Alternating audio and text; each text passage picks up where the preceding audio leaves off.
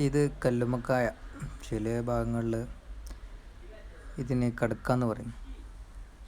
അപ്പോൾ ഞങ്ങളെ നാട്ടിൽ കല്ലുമ്മക്കായ എന്ന് പറയാം.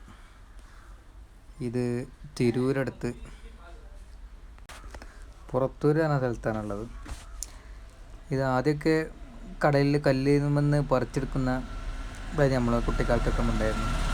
ഒരു വ്യാവസായിക അടിസ്ഥാനത്തിൽ ഇത് കൃഷി ചെയ്യുകയാണ്. അങ്ങനെ അവർ കൃഷി ചെയ്തിട്ട്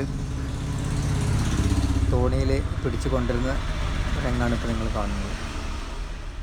ഇവിടെ പോയാൽ നിങ്ങൾക്ക് പർച്ചേസ് അല്ല ഫ്രഷ് സാധനം അവിടെ നിന്ന് വാങ്ങിയിട്ട് വരാം. ഇവിടെ നിന്ന് നോക്കുമ്പോൾ കാണാം ഒരുപാട് കമ്പുകൾ നാട്ടി വെച്ചിട്ട്. ഈ കമ്പുകൾ നാട്ടി വെച്ച് കഴിഞ്ഞിട്ട് അതിന്മേലാണ് ഇതിൻ്റെ വിത്ത്, കല്ലുമ്മക്കായുടെ വിത്ത് അതിൽ വെക്കുന്നത്.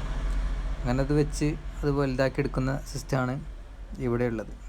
ഇത് വ്യാവസായിക അടിസ്ഥാനത്തിലായതുകൊണ്ടാണ്. പിന്നെ കടലിൻ്റെ ഭാഗങ്ങളിൽ കല്ലുമ്മയൊക്കെ പറ്റി പിടിച്ചിരിക്കുന്നത് നമുക്ക് കാണാം.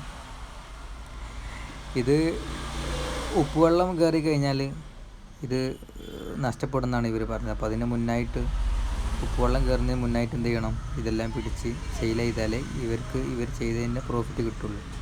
അതല്ലെങ്കിൽ ഇതൊക്കെ ഡെഡായി പോകും. അങ്ങനെ ഇവിടെ ഒരു പായൽ അവർ കൊടുന്നിട്ട് ഇട്ടതിൻ്റെ ഒരു ചെറിയ കൂട്ടമാണിത്. അതിൽ നിന്ന് കുറച്ച് ഞാനും എന്ത് ചെയ്തു, വാങ്ങി. നല്ല ഫ്രഷാണ്, അതുകൊണ്ട് ധൈര്യമായിട്ട് നമുക്ക് വാങ്ങാം. മറ്റുള്ള സ്ഥലങ്ങളിൽ നിന്ന് വാങ്ങുന്നത് പോലെ നമുക്ക് സംശയിച്ച് വാങ്ങേണ്ട ആവശ്യമില്ല. നമുക്ക് കണ്ണോട് കണ്ട് മനസ്സിലാക്കിയിട്ട് എടുക്കാവുന്ന സ്ഥലമാണ്. അപ്പോൾ ഈ സ്ഥലം ഒന്നും കൂടി ഞാൻ പറഞ്ഞു തരാണ്. തിരൂർ പുറത്തൂർ എന്ന സ്ഥലത്താണ്.